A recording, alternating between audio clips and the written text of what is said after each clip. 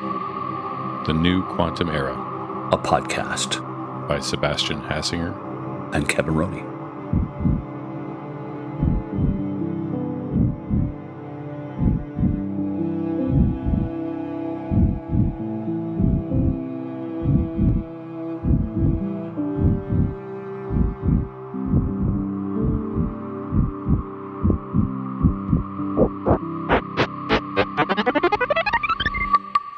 Welcome back to the podcast. I've got Kevin here with me again. Sebastian. Hey, Kevin. We've got a really interesting interview today with Dr. Toby Cubitt. He is co-founder of Phasecraft in the UK. He's also a professor at UCL in London. He's been a really active and visible participant in the quantum computing field for quite a number of years. One of sort of the OGs, I guess, the early adopters, before there really was much hardware or software out there. And I'm really looking forward to this conversation because I think Phasecraft consistently does really high quality work in sort of the algorithm research area. No doubt. Yeah, I mean, not a bad gig. A professor at UCL and founder of a startup that's got such a huge future. I mean, Phasecraft is a really interesting venture. I mean, it feels like, they're really taking a sober and realistic look at both, what are the commercially valuable problems, together with the constraints of what are the current constraints on quantum hardware and how to optimize that. Together with a team that can really, keep doing progressive just improvement of underlying really difficult algorithms. So those are three hard objectives, all to be put into the blender and solved at once. That's a cool future I think they've got. Yeah, I mean, I'm really looking forward to this conversation. So let's jump in. Awesome.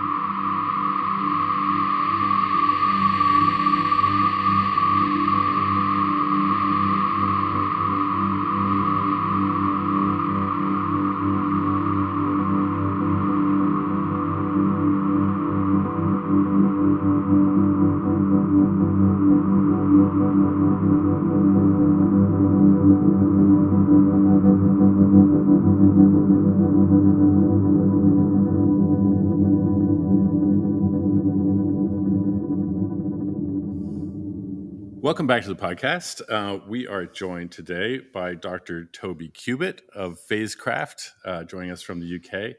Thanks for joining us, Toby. Hi, nice to be here. Thanks a lot. Great to talk to you, Toby. Yeah, so Toby, Phasecraft is a really strong participant in this stage of the quantum computing industry. You do a ton of really interesting, both open science work as well as work with clients, I think. Would you That's right. sort of characterize yourself as sort of a consultancy at this point? No, definitely not. We are a pure play quantum algorithms and applications company. So we are very focused on getting real world applications onto hardware that exists now or in the very near future. We don't do the kind of consulting that is we have people who want to know when is quantum computing going to be relevant to their business and ask us to write a report on that. So that kind of consulting we steer well clear on. It doesn't drive the technology forward. Right. It brings in some revenue, but it's kind of we're very focused on we're moving technology forward, not that. If consulting, we tend to think in terms of the partnerships with commercial, customers, end users, are much deeper relations where it's more joint. It's much more of a joint development style relation rather than a consulting relationship. Those we do have. Right. We do have. Yeah. Right. Makes Quite sense. a bit of very interesting collaborations that I've seen in the published work. I guess it'd be really interesting. I mean, I've seen the work you've done as being really at that forefront of trying to find productive applications that can run on current or near, as you said, near future hardware. In some ways, quantum computing over the last year or two has been going through, I would say, a little bit of a rough patch. Generative AI kind of maybe stole some of the spotlight. Maybe there's some growing impatience with the stage of the maturity of the hardware. What's your perspective on sort of where we are in that journey towards quantum advantage, so to speak? It's very interesting. I mean, I've been in this field for 20 years plus now, originally in academia.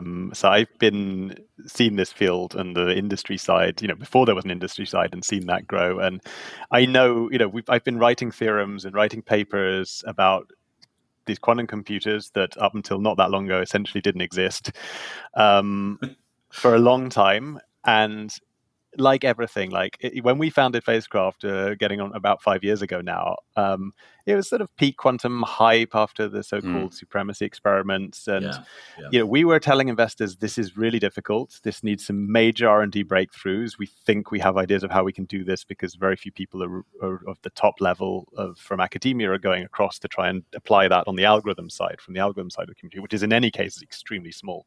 Right.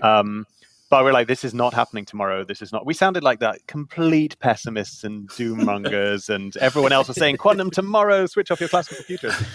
A few years later, the hype cycle has swung the other way. We are saying pretty much the same thing we said when we founded Phasecraft, except we're like 3, 4, 5 years on, and we've changed the dial internally. I'm more cautiously optimistic about near-term quantum computing than I was when we founded the company.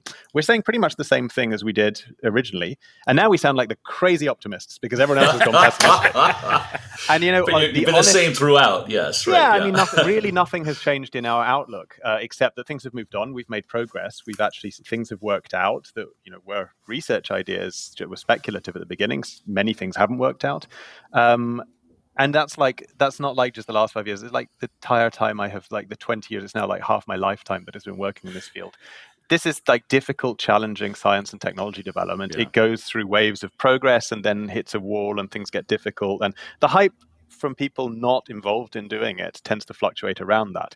The reality of it is the general public and the general media, you just see the things that come above the kind of some threshold, and it looks like there's been some major big breakthrough. No, that was like, it was coming. We've known for 10 years that was on. It's making steady progress. You just see the spikes, and you don't see everything that's behind that.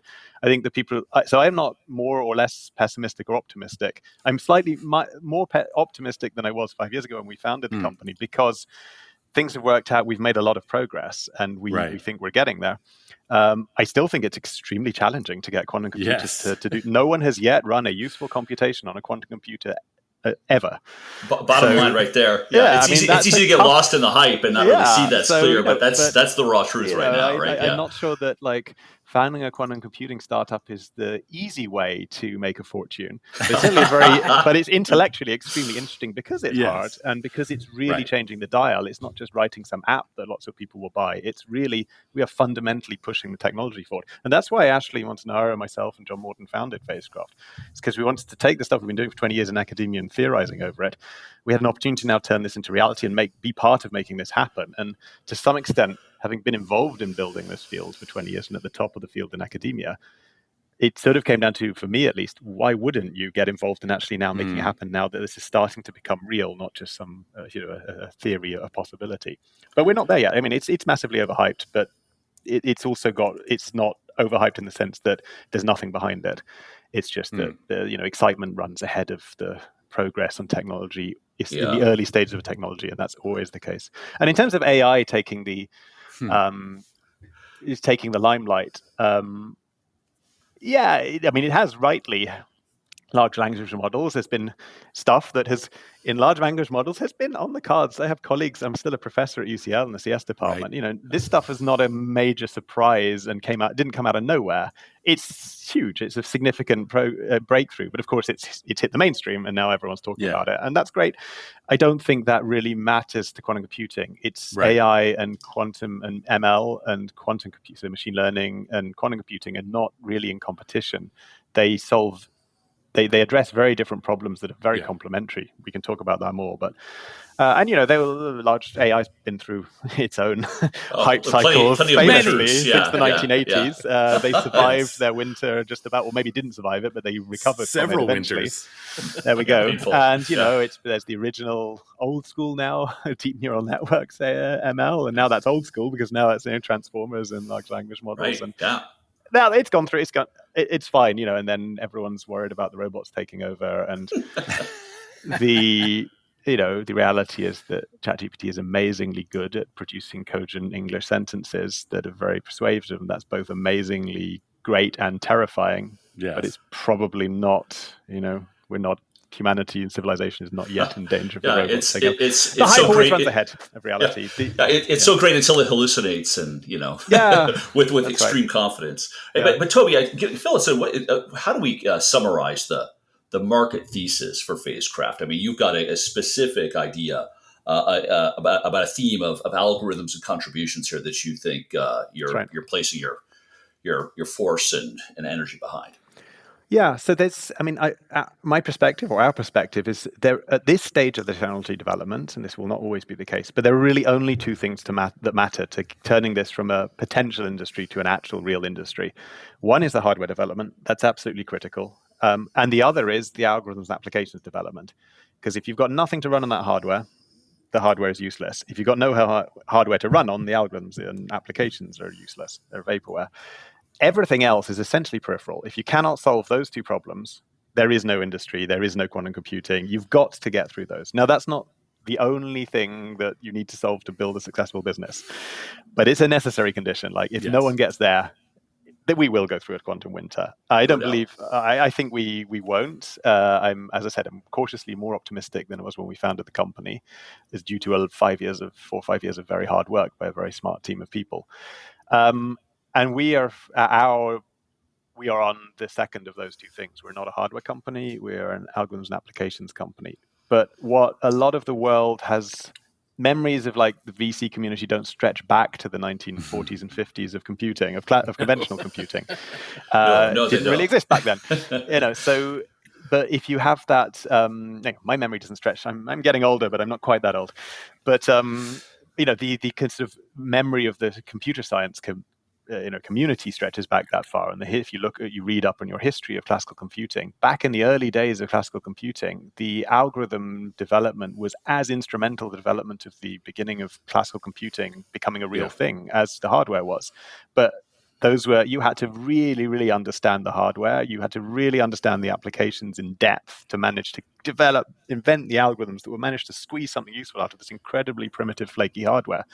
And I'm talking about that's why I just described the 1950s of classical computing, and I just described today in quantum computing. Right. We're working on that. So in Phasecraft, we are not focused on one particular application area. We believe that we can swallow, in every potential application of quantum computing is something that Phasecraft is interested in, but we have our views on which one are coming sooner because of the hardware constraints, which ones will be able to be run sooner. You've got to get to useful applications sooner rather than later. So you've got to take a view on which ones are going to be the ones are going to be accessible to the hardware sooner than others. And there are some that are further off. Shor's factoring algorithm, I don't know a way of managing to do that without a scalable fault-tolerant quantum computer. Right. Despite some impressive theory breakthroughs in the last couple of years, they still, it's not one where in Phasecraft I think we can make major improvements that will change the dial on when you can run it. I think you need a scalable fault-tolerant computer for that one. But other algorithms and other applications, in particular in simulation of chemistry and material science, on that, even more nuanced, for algorithmic reasons, particularly in the material simulation, that still feels like the one for good algorithmic scientific reasons that hits a nice sweet spot in terms of being it's one of the earliest that might be within reach of the hardware. Right. It's also one of the most commercially important. There's a lot more money in that than there is in factoring large numbers. No doubt. Yeah. I mean, you mentioned, sort of the 40s and 50s. The use case that sort of brought about classical computing was high energy physics. Are you sort of suggesting that ballistics and military applications? Right, right. Are you sort of suggesting that material science, material simulation might be sort of the base use case for quantum computing in the same way? So our view is it's one of the ones that it's one of the ones that comes within reach earliest, and there's some deep some very simple, well known within the scientific community reasons why, for example, periodic crystalline materials are algorithmically slightly simpler than a molecule. And so there's huge hype about quantum chemistry and drug discovery, and I mean there's potential there, but you need a slightly bigger quantum computer to do that in terms of the number of gates, not the number of qubits. And this is something else that super well understood. Because in material science, sort of ground state simulation is more important, or proportionately No. more important than no. Okay, No, what is it? it's in some Size? sense a much simpler thing. No, it's actually just that if you think about electrons in a material, to a very crude, rough approximation, and you have to make this actually work, but this intuition is not bad actually.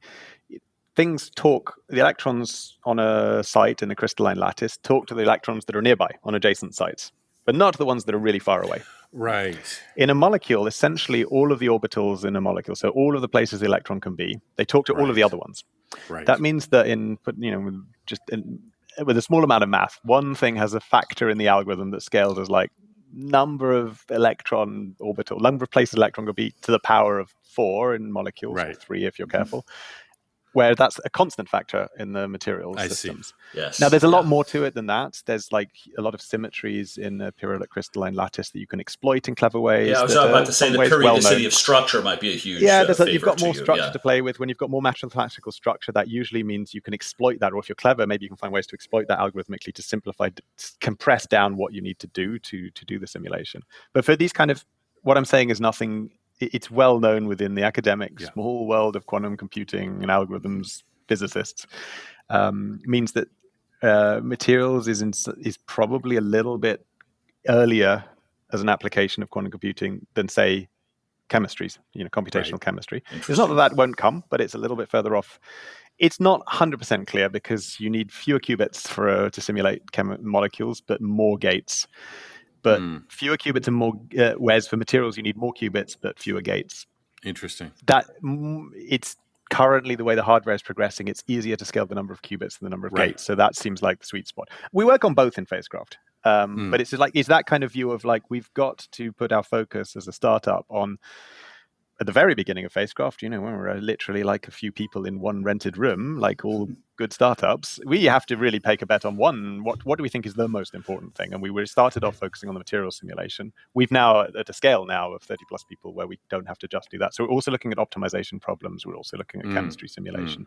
But the view hasn't changed that in terms of what you can get to run worthwhile, interesting problems on a quantum computer, modeling periodic many-body quantum systems, like crystal electronic structure problems for crystalline material, which are very commercially relevant. I mean, there's a lot of people who would like to do that. Yeah. Many of whom we've worked with, some of whom got so excited they came and joined us and no longer work for the partners, but work for us.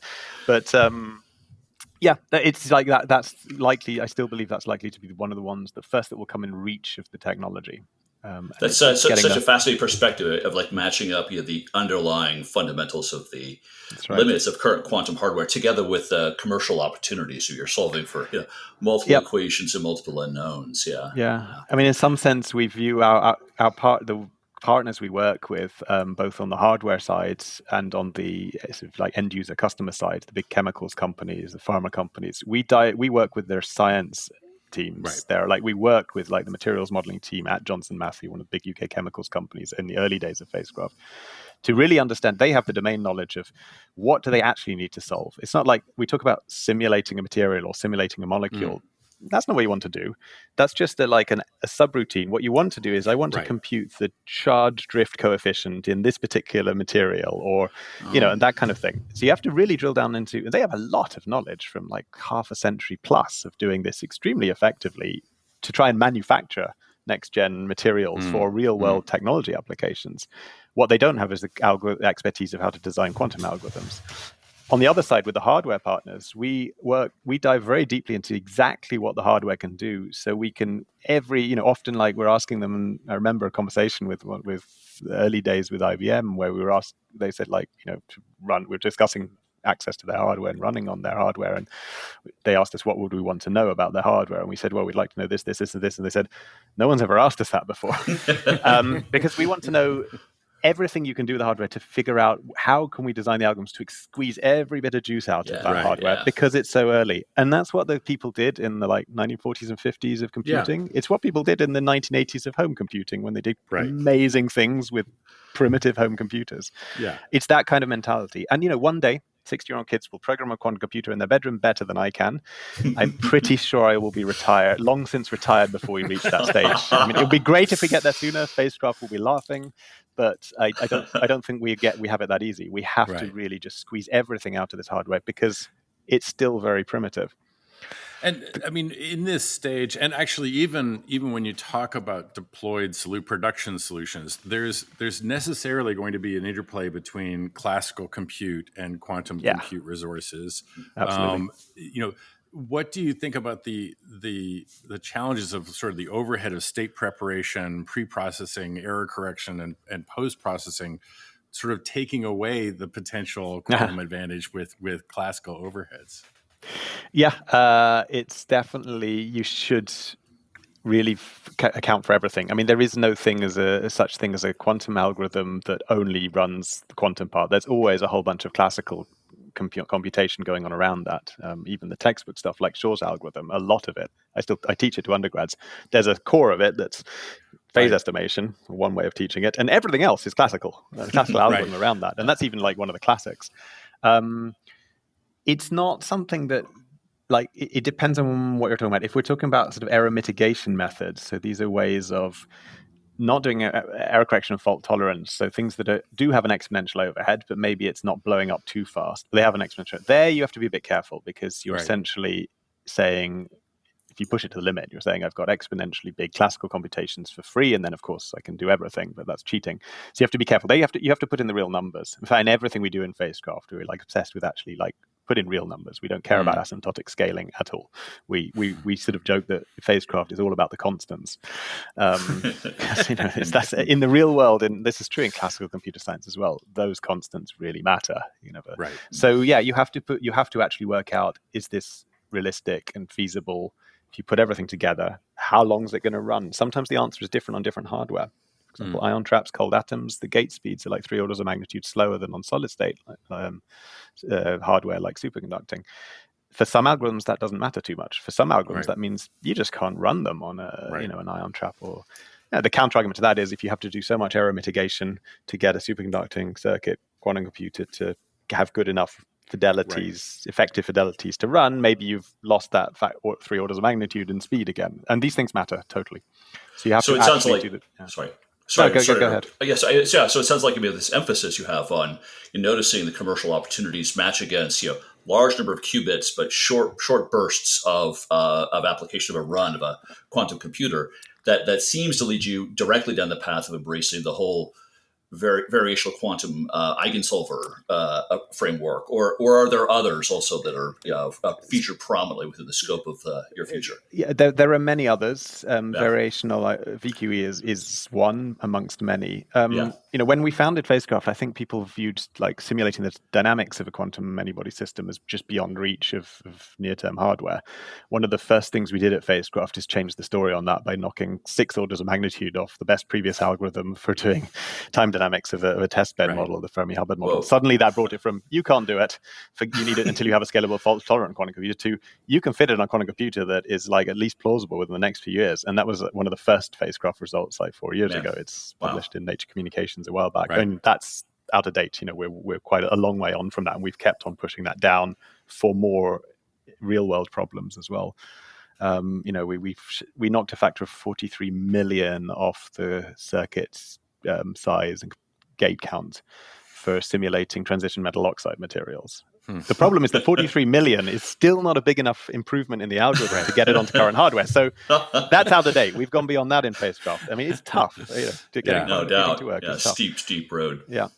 But yeah, in some sense, what the hardware can currently do is definitely circuit depth or gate count, not quite the same thing, but both matter. That's kind of what you're usually up against, more than the number of qubits. Got it. And it's just the nature of the current landscape of hardware. Yeah, that's right. And theoretically, we know the answer. It is fault tolerance and error correction. At least that's the only answer we have theoretically that anyone's come up with so far. The problem is the overhead is very big, and it's a while before we'll be able to deploy it. Yeah, I mean that raises the topic of sort of there are logical qubits sort of on the horizon, right? I mean, IBM's published a paper and they've updated their roadmap to talk about LDPC.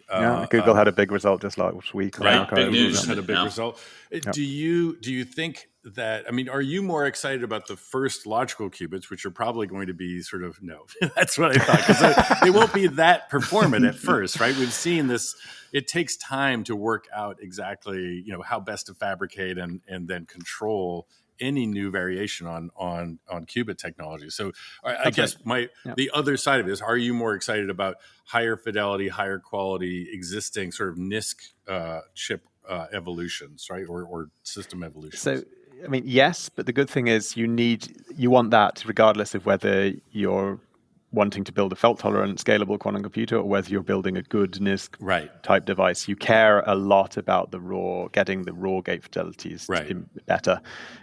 For fault tolerance, you care about that because the overheads depends very sensitively on the raw error rate. It's all polylog, theoretically, but those constants really matter.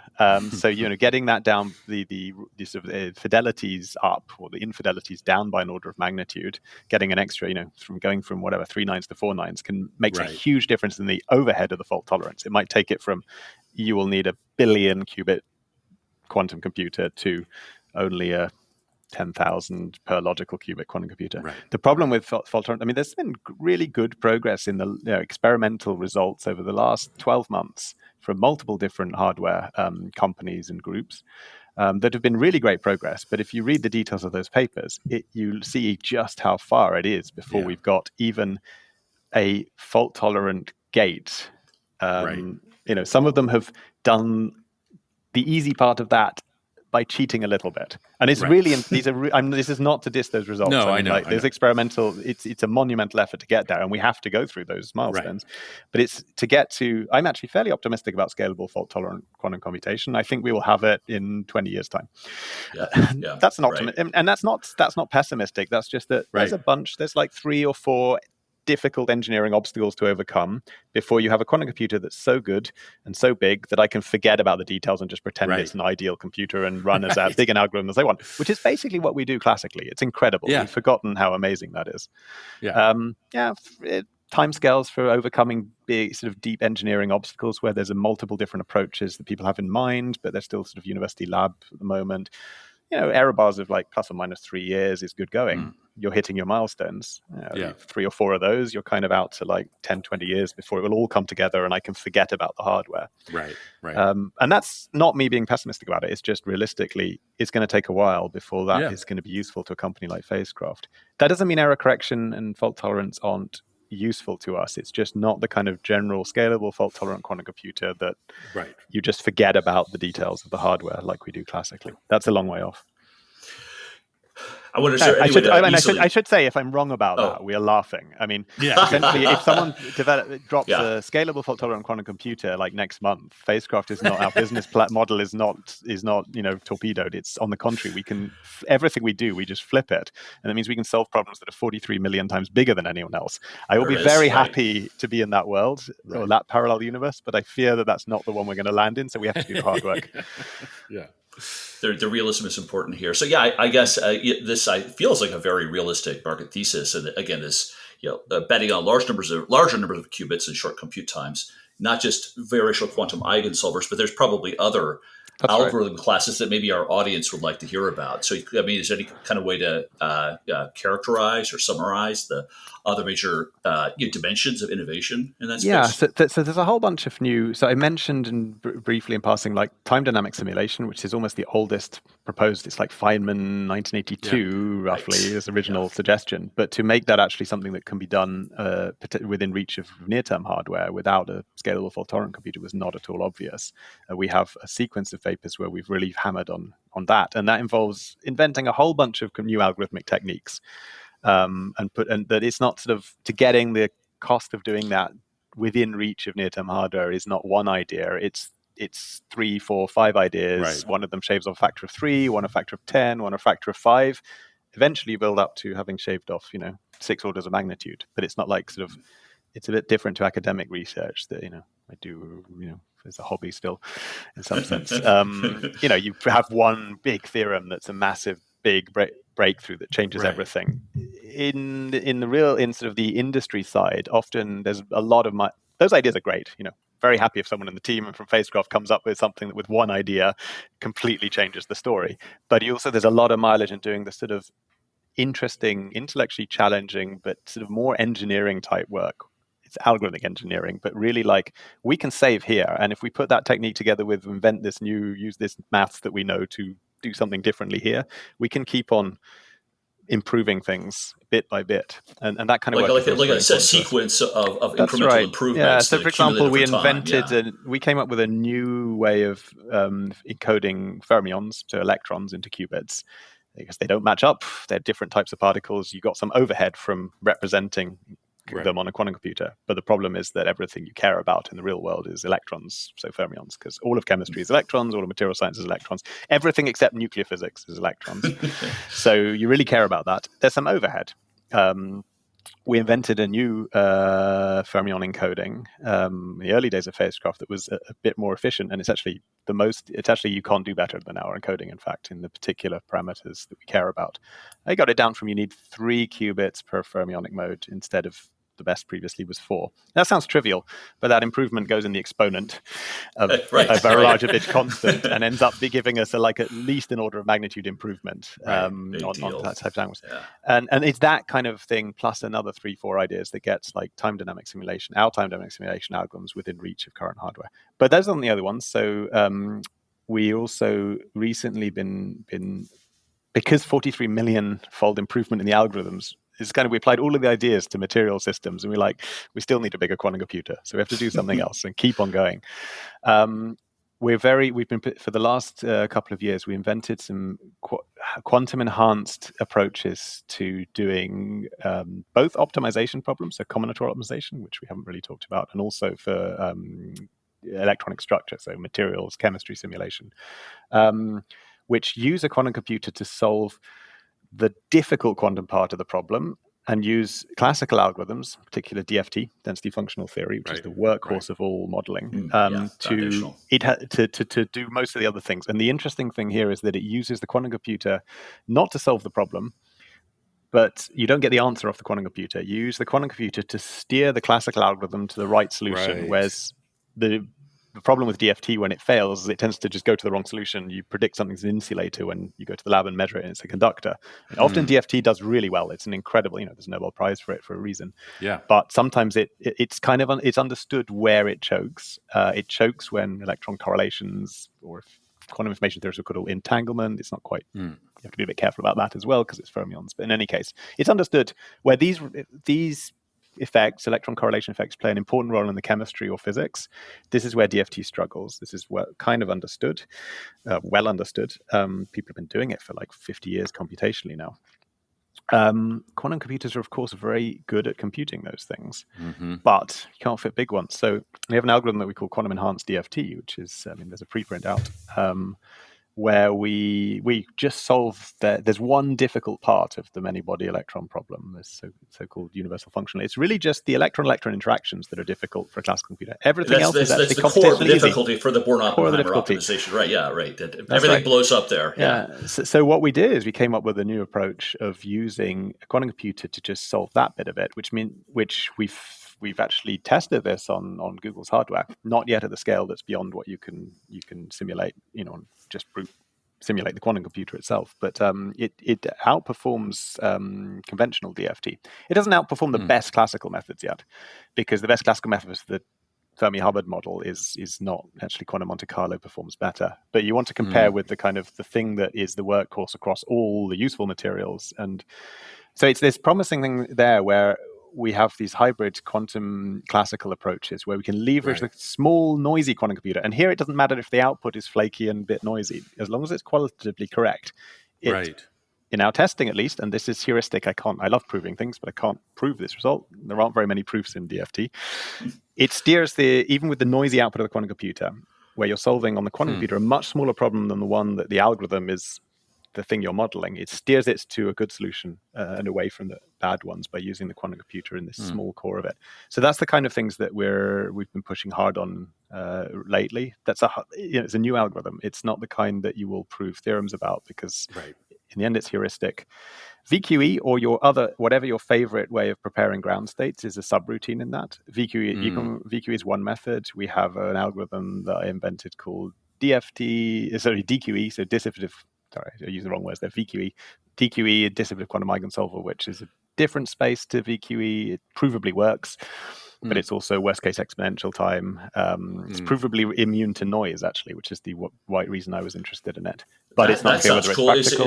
Is there an archive link on that, or a Nature or whatever? It's fantastic. Yes, we'll post it in the notes. Whether that's practical or not is a little unclear at the moment. But VQE in practice, it's kind of, I don't know, people are down on it at the moment. But for solving ground state problems with quantum antibody systems, it's pretty hard to beat in practice at the moment. It works very well. Yeah. And there are algorithmic theory reasons why for that particular application, in some formulations of it, a lot of the results and the no-go theorems and then the arguments for why it won't work don't apply to that use case. So roughly speaking, if you take one form of VQE for ground state problems and you take what's called a Hamiltonian variational ansatz, you're essentially doing adiabatic state preparation, which is you take a trivial Hamiltonian, slowly change it into the one you actually want to find the ground state of and drag the ground state with you. You're approximating that with a kind of trotterization type form. So you're just cutting it into small time steps, discrete time steps, and approximating that continuous distribution, just like you would solving a differential equation on a classical computer. You discretize time and just solve small time steps. Okay, so take that, write that down as a quantum circuit. And now, but you can't do a circuit that deep. Okay, so by the adiabatic theorem, under the assumptions of the adiabatic theorem, provably you will get to the right state as long as the gap doesn't collapse. And but you can't do that because the circuit's way too deep. So now do the deepest circuit. So take your time step as big as you need to actually just fit it. So and that's you're making the approximation much cruder, and maybe it won't work and won't work. But you can do it as well as you can, and you're approximating the best you can on the current hardware, the adiabatic state preparation, which provably works. Now, make all the parameters, the time step sizes, just make those parameters and now just do gradient descent to make them better. You're never going to make it worse. That version of VQE is in the limit as you go to larger depths, which larger in the sense polynomial sized, becomes adiabatic state preparation and provably works. A lot of the no-go theorems for VQE don't apply to that. They apply to other variants of it, or it's not ground state problems. So the no-go theorems, I think John Bell famously said of Bell inequality theorem. I think it was him that said the only thing proven by a no-go theorem is a lack of imagination. That's really true. I mean, like basically any no-go theorem. These are really, the go theorems are really good, nice, and important results. You've got to see how you violate the assumptions is how you route around them. So we're less down on VQE in Phasecraft than perhaps the general, but it depends on what you're using it for. If you're just saying, I'm going to throw a circuit at it without any knowledge of the problem I'm solving, and I'm just going to variation optimize over a gazillion parameters. And hope for the best, it will not go well. Yeah, and, we don't do that. I doubt it will work. And that goes back to your point of having to know the most minute detail of the performance of the hardware in order to get something valuable out of the actual details of the problem you're trying to solve as well. At this era, there are no sort of black box solutions that you can just plug and play, and that's fine by me because that makes it interesting. It's difficult but interesting. And I hope we will be part of getting to the point where that it's no longer interesting and quantum computing is boring. That will be success. It's just a commodity thing everyone uses for obvious thing. So I know it's difficult at this stage to predict how things are going because it's. But I mean, if you sort of look forward over the next year, are there specific kinds of milestones that you're trying to reach with Phasecraft in terms of the scale of the problem, the type of problem that you're able to address? So the key next milestone for us, and I think for the whole field and industry as a whole, is to reach what the problem is. This has too many definitions, but what many people call quantum advantage. So run a useful computation. Maybe it's just a scientifically interesting computation. Maybe it's not yet commercially relevant or industrially relevant, but it's at least a problem that other people have cared about before, even if it's just in academic scientific many-body physics research or condensed matter toy models. Solve a problem like that on a quantum computer beyond anything that a classical computer can do. That's a milestone we've got to pass through. It's not yet commercial viability, but it's a milestone. Milestone is something you pass on the way to something. That's something, we believe in Phasecraft we have a good shot at with some of the algorithms we've develeved. Other in the next year?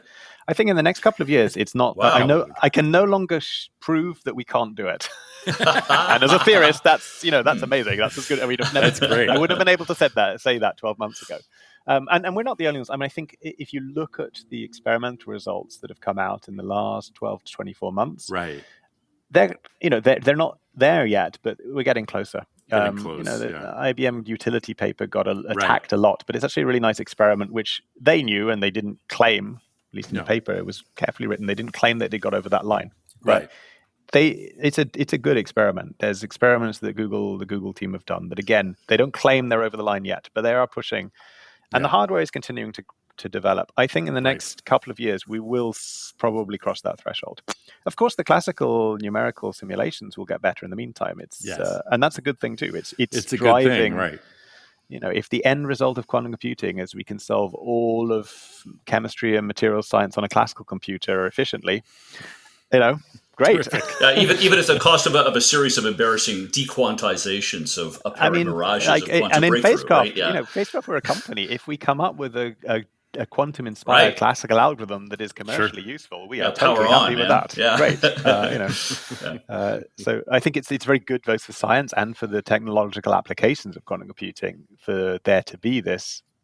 Firstly, it keeps you honest. I mean, it's good that these people are then don't claim quantum advantage unless you're sure of it, because there are some very smart classical numerical algorithms people who might tomorrow, but at the same time, in the end, there are a lot of these problems, especially, for example, simulating the dynamics of a quantum system, we know provably are exponentially hard classically. Modulo big complexity theoretic collapses that, are very unlikely to happen.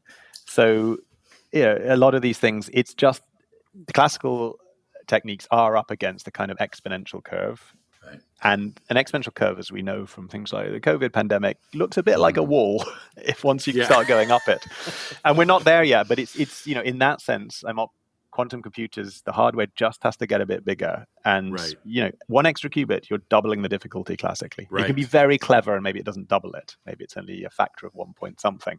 Right. But then you just need one more qubit on top of that, and maybe another, and maybe it's 10 more qubits, maybe it's 5 more, maybe it's 20. But it's not like 1,000 more qubits before you're beyond, into the regime where your classical methods, all of the classical methods we know, run out of steam. So I think in the next couple of years, we will get probably past that milestone. It may or may not get above the peak of the kind of media hype picking up on it. It may be that you'll have a whole load of media articles going like quantum computing comes of age, or maybe it'll go below the radar because only the scientific community will understand the importance of it. But I think we're approaching that. And it's not a hard threshold, right? It's fuzzy. Right.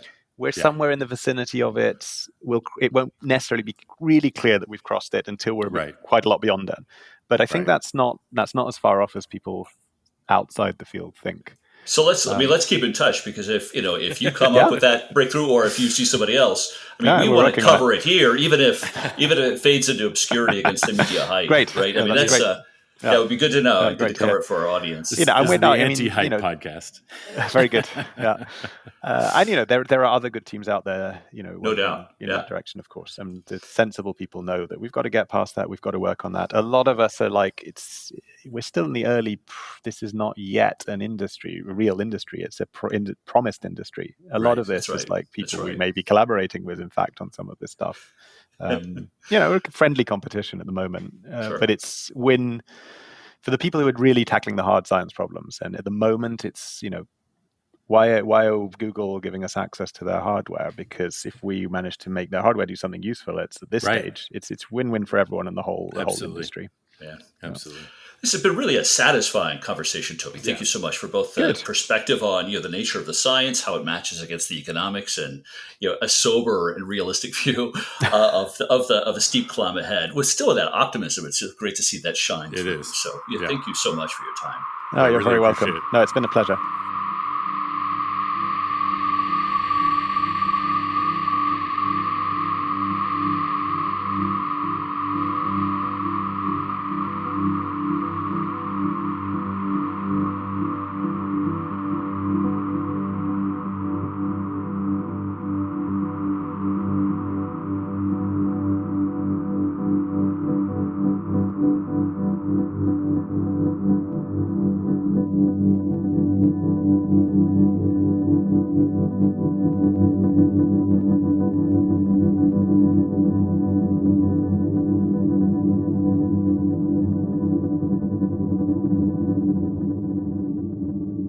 Hey, look. So that was an amazing conversation. I thought this clear-sighted characterization of specifically the commercially valuable problems that within reach, with a larger number of qubits. And apparently the qubit rate of growth in terms of contemporary hardware is growing faster, right, than the length of computations, the number of gates that you can do.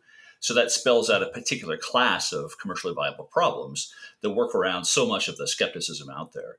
And it was just amazing to hear him express such profound faith on that particular market thesis, that particular direction, to predict that, in 1 to 2 years, there could be a major breakthrough that would be essentially a powerful, either commercially realistic or academically profound, right, breakthrough that demonstrates supremacy.